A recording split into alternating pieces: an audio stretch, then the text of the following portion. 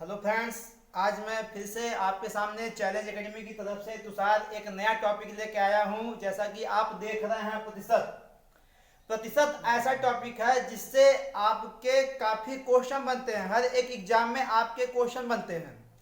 अब मैं आज प्रतिशत की बात करूंगा कि प्रतिशत से क्वेश्चन कहाँ कहाँ मिलते हैं, कैसे मिलते हैं। आज इसकी मैं पर चर्चा करूंगा। आज देखता हूं मैं प्रतिशत के बारे में। ठीक है, आइए समझते हैं क्या है। अगर मैं कहूं कि कोई भी एक भिन्न रहे, मान लीजिए मैं लिख दिया 2/5। 2/5 को प्रतिशत में बदलिए, इसमें प्रतिशत में। तो याद रहे, भिन्न को जब प्रतिशत में बदलना होगा तो 100 से गुना कर दीजिए, क्योंकि प्रतिशत मतलब प्रत्येक 100 रुपया निकलता है। इंटू 100 कर दीजिए तो 5 दूनी 10, 20 दूना 40, कितना हो गया? 40%। अगर आपका यही प्रतिशत में दिया रहे, मान लीजिए दिया है कि 40% को सरल कीजिए या फिर भिन्न में बदलिए, तो 40% है तो बटे 100 कर दीजिए। इसका मतलब यदि भिन्न में रहे प्रतिशत में बोले तो 100 से गुना कर दीजिए, और प्रतिशत में रहे भिन्न में बोले तो 100 से भाग कर दीजिए। ठीक है, अगर मैं कहूं कि 3/4 को प्रतिशत में बदलिए तो 3/4 इंटू 100 तो हो जाएगा 75%। और कह दूं कि मैं 80% को भिन्न में बदलिए तो 80/100 कितना हो गया? 4/5। ठीक है, यह है प्रतिशत से भिन्न में, अभिन्न से प्रतिशत में बदलना। अब इसके आगे कहानी क्या है वो देखिए। अगर मैं ये कहूं कि 5/10 का कितना प्रतिशत है, ये सब सवाल सॉल्व करने में एक ही तकलीफ आती है कि सब मैं किससे इसे हल करूं। तो याद रहे, 5/10 का जिस अंक के आगे का के की लगा रहे उसे आप नीचे करिएगा। 5 ऊपर करिए, इसके आगे 10 के आगे का लगा है तो बटे 10 कर दीजिए, इंटू 100 कर दीजिए, तो हो जाएगा कितना? 50%। ठीक है, मैं बोला कि का के की लगा रहेगा तो वह नीचे रहेगा। अब मैं अगर और बताऊं कि मान लीजिए मैं लिख दिया यहां पे कि 75 150 का कितना प्रतिशत है, तो याद रहे 75 लिख दूंगा, 150 का तो का किस में लगा है? 150 में। इसको मैं बटे कर दिया 150 और 100 से क्या कर दिया? मल्टीप्लाई कर दिया। कर दीजिए, 15×5 = 75 कितना हो गया? 50%। ठीक है, तो एक बात समझ में आया होगा कि जिस अंक के आगे का के की लगा रहेगा उसको आप नीचे करिए, और जिससे पूछा रहेगा उसको आप ऊपर करके 100 से गुना कर दीजिए, क्या हो जाएगा? प्रतिशत में। किससे पूछा रहेगा। ठीक है, अब इसके आगे देखिएगा। अगर मैं कहूं कि 10-20 से कितना प्रतिशत अधिक है, याद रहे 10-20 से कितना प्रतिशत अधिक है। अब का के की लगा था तो नीचे करता था, 7 से सीधी लगा रहेगा तो नीचे रहेगा, लेकिन इसमें बोल रहा है कि 20 से, इसमें एक अप्लाई नियम होगा, 20 से कितना अधिक है तो पहले आप जो जिसमें 7 से सी लगा रहे उससे आप घटा दीजिए। का के में क्या था, कुछ मत करिए, ऊपर लिख दीजिए, उसके बाद नीचे 100 से गुना कर दीजिए। लेकिन अगर 7 से सी लिखा रहेगा तो घटाइए, 20 में 10 गया 10, अगर 20 में 10 गया कितना? 10। अब जो आया उसको ऊपर, और जिसमें 7 से सी लगा उसे आप क्या कर दीजिए? नीचे, और 100 से मल्टीप्लाई कर दीजिए। 20×5 कितना हो गया? 50%। क्या है? ठीक है, 20 से कितना कम है ये पूछा चाहिए था। 20 से कितना कम है तो 50% कम है। अगर मैं इसी को कहूं कि 80 20 से कितना प्रतिशत अधिक है, 20 से, इसका मतलब 20 नीचे रहेगा। अब घटाइए, कितना हुआ? 60, गुना कर दीजिए 100 का, 20×5 = 100, कितना? 300% क्या है? अधिक है। ठीक है, और मैं कहूं कि यदि इसी पर कह दूं कि 150 200 से कितना प्रतिशत कम है? 7 से 80 लगा, इसका मतलब 200 नीचे रहेगा। 200 से पूछा है तो जिससे पूछा जाएगा वह नीचे, और से लगा है तो घटा दीजिए। कितना आया? 50, 100 से गुना कर दीजिए, कितना आ गया? 25%। ठीक है, इसका मतलब 150, 200 से कितना कम है? 25%। आई बात समझ में? काके की और 7 से 80 का नियम। अब इसके आगे देखिए,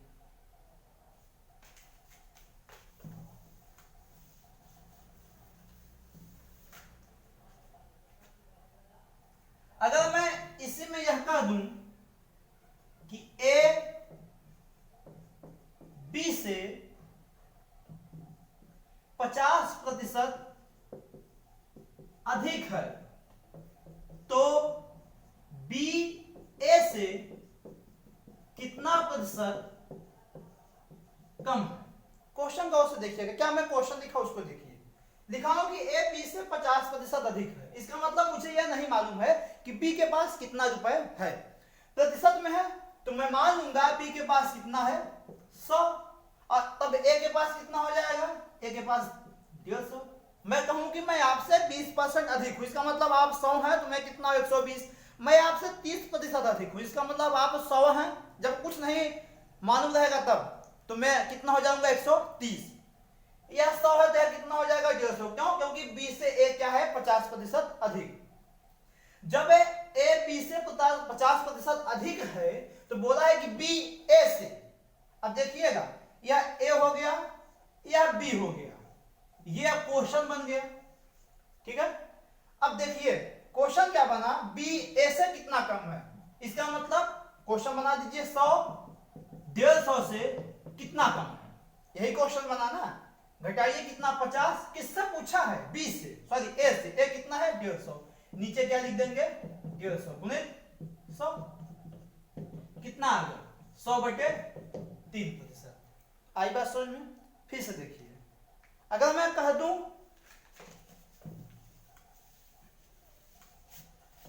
कि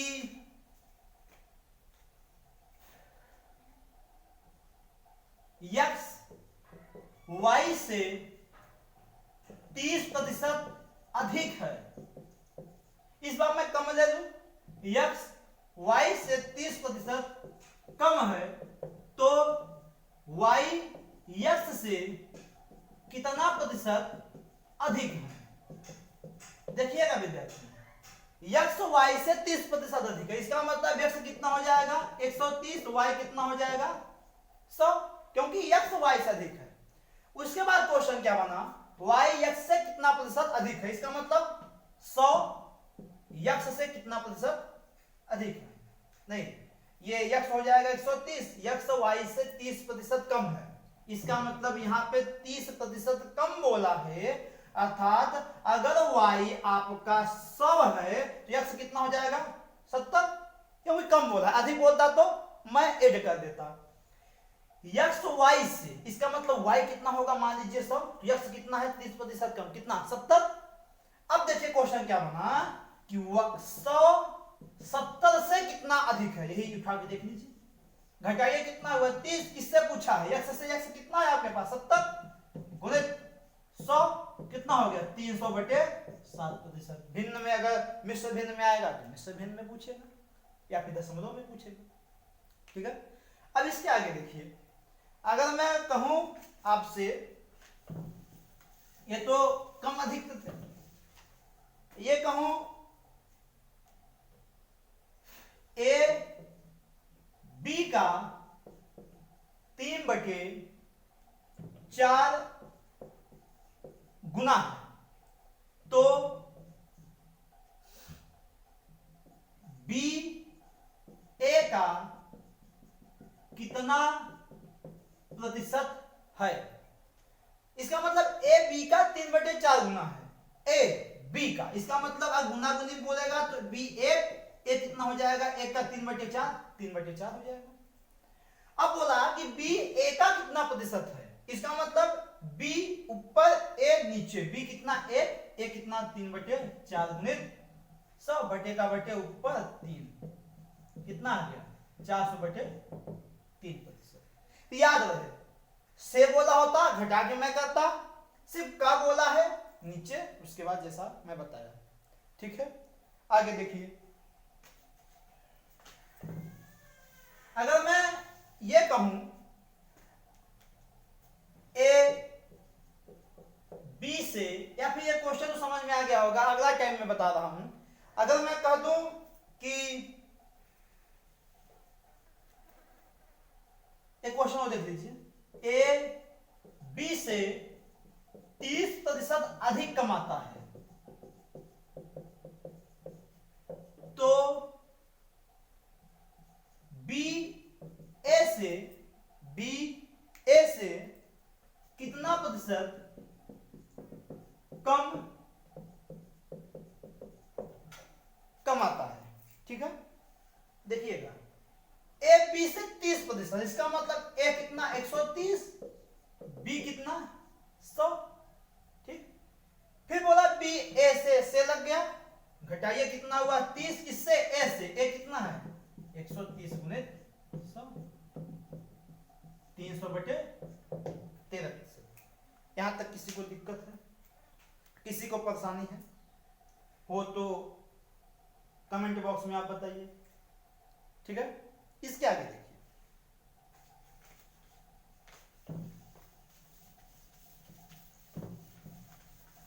अगर मैं इसी पे क्वेश्चन ये कहूं, एक क्वेश्चन मैं बना के बता रहा हूं, उसके आगे देखिएगा। चीनी के मूल्य में यदि 20% की कमी कर दिया जाए, चीनी के मूल्य में यदि 20% की कमी कर दिया जाए,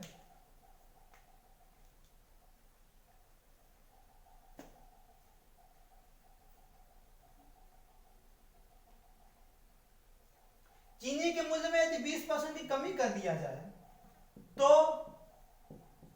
खपत में कितने प्रतिशत की वृद्धि कर दिया जाए,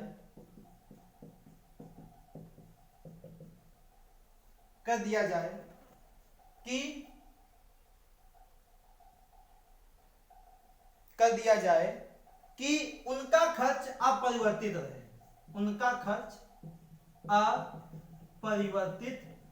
रहे, और क्वेश्चन बन सकता है, चाय के मूल्य में इतने परसेंट की वृद्धि हो जाती है, तो कितने परसेंट का वह खर्च करे कि अपरिवर्तित रहे। याद रहे, जब कमी दिया रहे वृद्धि पूछे, फिर से मैं बोल रहा हूं, कमी दिया रहे वृद्धि पूछे, तो फार्मूला होगा x इंटू 100/x माइनस 100, या फिर 100 माइनस x। जैसे यहां पे कमी दिया तो वृद्धि पूछा है, अगर कमी पूछा होता तो कमी बराबर हो जाता है x इंटू 100/100 प्लस x। वृद्धि पूछा है, x क्या है आपका जो दिया रहेगा, लगाइए फार्मूला। वृद्धि पूछा है x कितना 20 गुणित 100/100 माइनस 20 कितना हो गया 20 गुणित 100/80, 20 चौक 80 कितना आ गया 25%। अब इसी में क्वेश्चन बदल दूं, यदि ध्यान से, वृद्धि पूछेगा तो माइनस, कमी पूछेगा तो प्लस, विपरीत संबंध है, देख लीजिएगा। अब मैं इसी पे कर दूं, क्वेश्चन को चेंज करके इसे मैं लिख दे रहा हूं फिर से। मैं यदि इसी पे कह दूं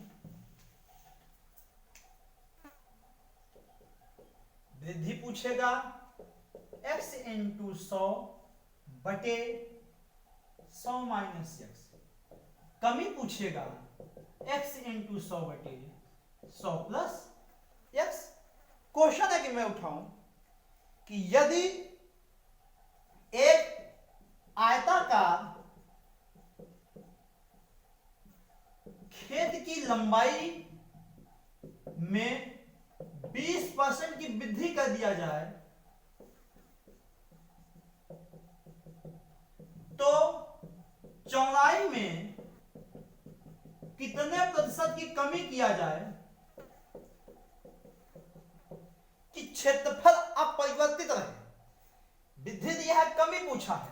यक्ष कितना है 20%, याद रहे, लगा दीजिए क्या पूछा है, कितने परसेंट की क्या किया जाए, कमी, कमी पूछा है। तो 20 गुणित 100 बटे 120 कितना आ गया, 100 बटे 6 या फिर 50 बटे 3%। आई बात समझ में? उम्मीद है अच्छे समझ में आया होगा। अगर बोल दिया जाए कि एक दुकानदार या फिर एक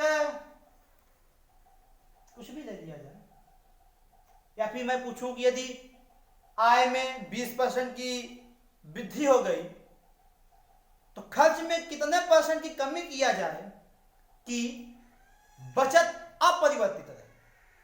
ठीक है, तो एक दिया रहेगा जो कमी या वृद्धि पूछेगा, उसी हिसाब से आप लगाइएगा। इसके आगे देखिएगा,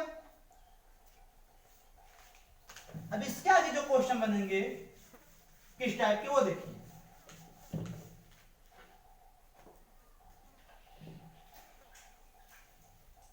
अगर मैं लिख दूं यहां पे, यदि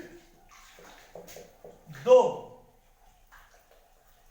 लगातार प्रतिशत परिवर्तित होता है या फिर परिवर्तन होता है, तो जैसे क्वेश्चन अगर मैं बोलूं कि किसी आयत के लंबाई में 20% की वृद्धि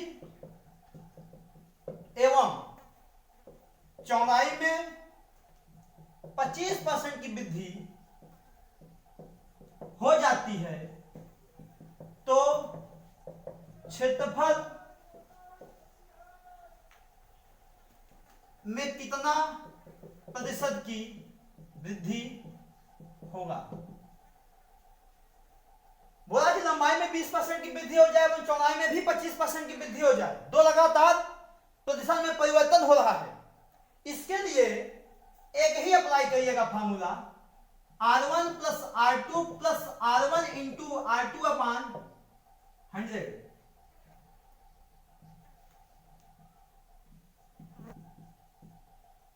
R1 R2 क्या है, जो दिया रहेगा।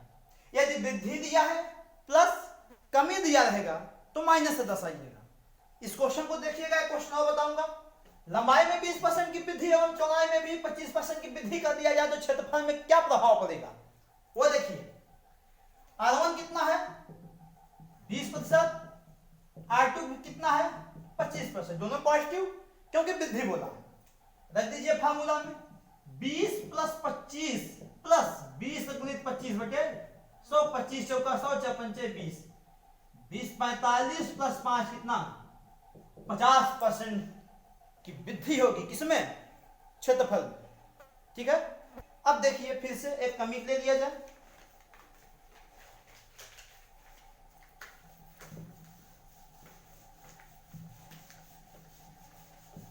अगर मैं कह दूं आपसे कि क्वेश्चन उठा लो,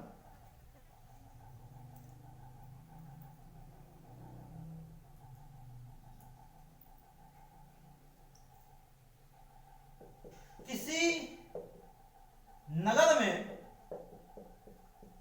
पहले वर्ष, किसी नगर में पहले वर्ष 12% की वृद्धि जनसंख्या में, किसी नगर में जनसंख्या के, किसी नगर की जनसंख्या में पहले वर्ष 12% की वृद्धि एवं दूसरे वर्ष 10% की कमी हो जाती है, तो जनसंख्या में क्या प्रभाव पड़ेगा। अब देखिएगा विद्यार्थियों, पहले 12% की वृद्धि हुई, इसका मतलब R1 कितना प्लस 12, उसके बाद R2 में 10% की कमी हो गई, इसका मतलब R2 कितना माइनस 10। फार्मूला क्या है, R1 plus R2 plus R1 into R2 अपान 100। R1 कितना है 12 प्लस माइनस कितना हो जाएगा यहाँ पे माइनस 10 प्लस माइनस माइनस 12 गुणे 10 बटे 100, 2 माइनस 12 बटे 10 कितना हो गया 8 बटे 10, बोले तो 4 बटे 5। किसी को दिक्कत? ये क्वेश्चन बनते हैं आपके, एक ही फार्मूला, R1 वृद्धि बोलेगा प्लस, कमी बोलेगा तो माइनस। ठीक है, इसके आगे देखिए। अच्छा, अगर इसी पे त्रिभुज में बोल दिया जाए, बोल देगा किसी त्रिभुज के आधार में 20% की वृद्धि एवं ऊंचाई में 30% की कमी हो गया तो क्षेत्रफल में क्या प्रभाव पड़ेगा, पहला क्वेश्चन। दूसरा करेगा कि यदि किसी वृत्त के त्रिज्या में, अब देखिएगा वृत्त के त्रिज्या में 12% की वृद्धि या कमी कर दिया जाए कुछ भी, तो क्षेत्रफल में क्या प्रभाव पड़ेगा। त्रिज्या निकालने के लिए, सॉरी क्षेत्रफल निकालने के लिए फार्मूला होता है पाई आर स्क्वायर, अर्थात जब पाई आर स्क्वायर करेंगे तो स्क्वायर का मतलब 2 बार, तो वहां पे जो R1 होगा वो भी 12 होगा, R2 होगा क्या होगा 12 होगा। कमी बोलेगा तो माइनस और पॉजिटिव बोलेगा तो प्लस, मतलब वृद्धि बोलेगा तो प्लस। इतनी बात तो समझ में आई। कह देगा चीनी के मूल्य में 15% की वृद्धि होती है तो एक व्यक्ति चीनी के खपत में 20% कमी कर देता है। बताइए चीनी पर होने वाले खर्च परिवर्तन प्रतिशत में क्या होगा। ऐसे क्वेश्चन बनेंगे। इसका मतलब 2 यदि लगातार दिया है, 2 लगातार प्रतिशत में परिवर्तन दिया है, उसको हम सॉल्व करने के लिए एक फार्मूला अप्लाई करेंगे R1 plus R2 plus R1 into R2 upon 100। वृद्धि रहेगा प्लस, कमी रहेगा तो माइनस। आई बात समझ में? अब देखिएगा,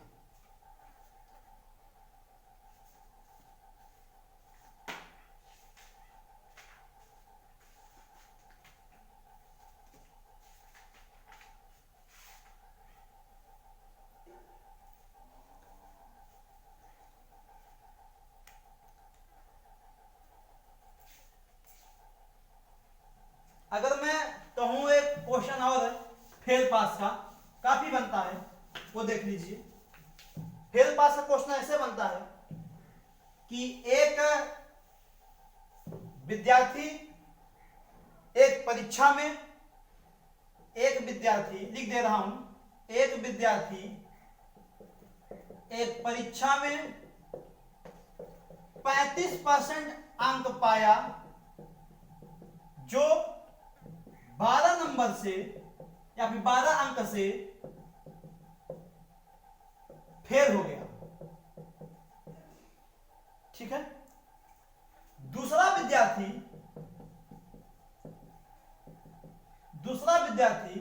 45% अंक पाया, वह 10 नंबर से या फिर 10 अंक से पास हो गया, पास हो गया। परीक्षा में कितने अधिकतम मार्क थे, कितने नंबर थे या फिर पूर्णांक थे। एक विद्यार्थी एक परीक्षा में 35% अंक पाया लेकिन 12 अंक से फेल हो गया। इसका मतलब पास होने के लिए इसे 35% चाहता ही था प्लस 12 और मिलता। ठीक है।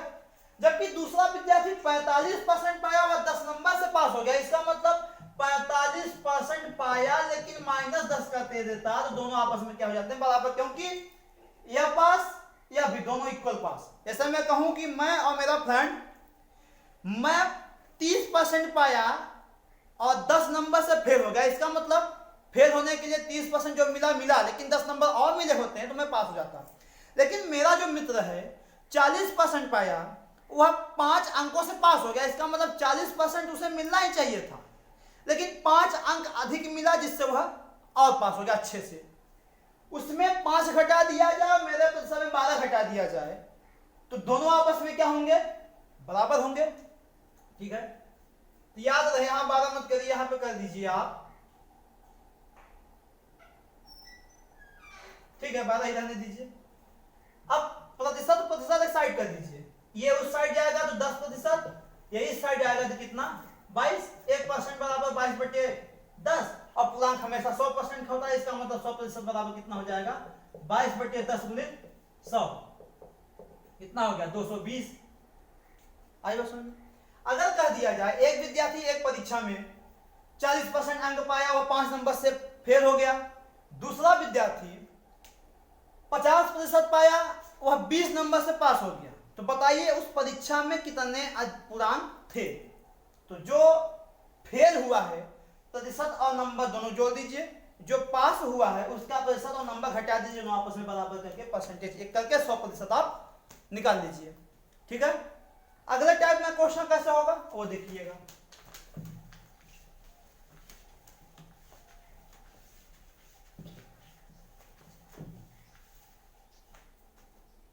कह दिया जाए एक विद्यार्थी परीक्षा में 58% अंक प्राप्त किया और वह 120 नंबर से पास हो गया। बताइए उस परीक्षा में कितने का पूर्णांक था? इसका मतलब अगर वह 58% पाया है तो जो फेल हुआ वह कितना प्रतिशत पाया होगा? 42%। ये 58 पाया, फेल वाला कितना पाया होगा? 42%।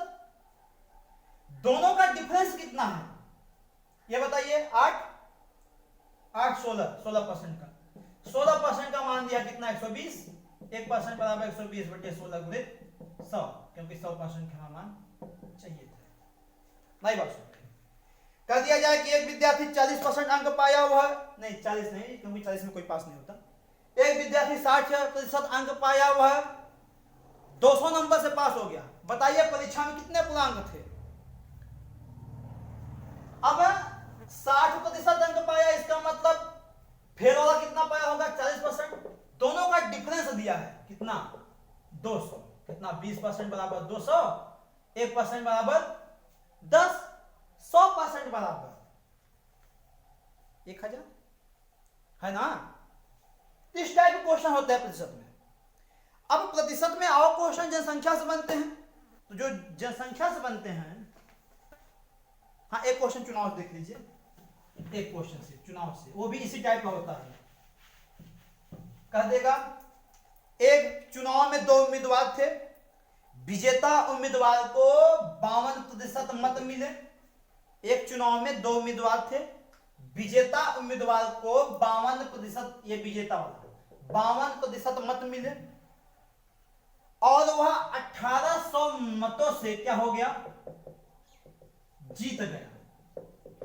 1800 मतों से जीत गया।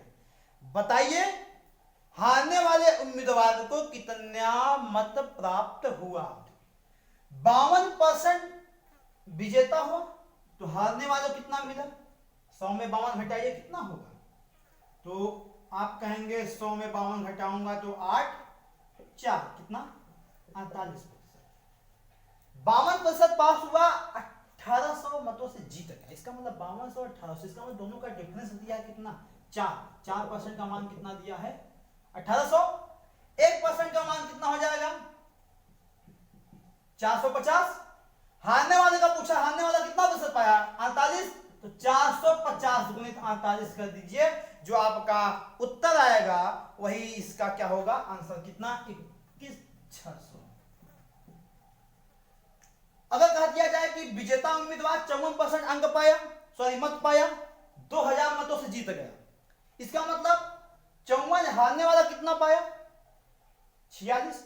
54-46 का डिफरेंस जो दिया होता है वही होता है, मतलब जितने अंकों से जीतता है वो डिफरेंस दिया रहता है, उसी से आप निकाल लीजिए प्रतिशत, जितना प्रतिशत होगा आप आंसर लगाइए। ठीक है, उम्मीद है कि प्रतिशत जितना पढ़ाया हूं समझ में आया होगा। यह बेसिक थे, कुछ टॉप भी थे, इससे आप समझ लिए तो अच्छे से अच्छा क्वेश्चन आप लगा सकते हैं, लेकिन समझेंगे तब। अब यदि वीडियो अच्छी लगी हो तो लाइक सब्सक्राइब जरूर करिएगा, शेयर भी करिएगा। ऐसे हमारे नए वीडियो आते रहेंगे, तब तक के लिए धन्यवाद।